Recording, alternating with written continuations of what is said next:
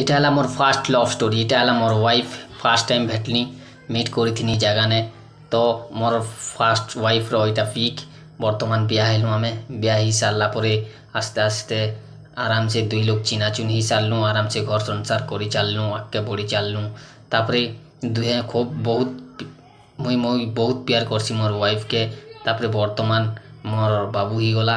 মোর বাবু হেলা পরে আস্তে আস্তে সে বড় হইগলা পরে আমি তিন লোক মিশিকিনা বহুত মজা কলু, মস্তি কলু, বহুত জায়গা বুললু।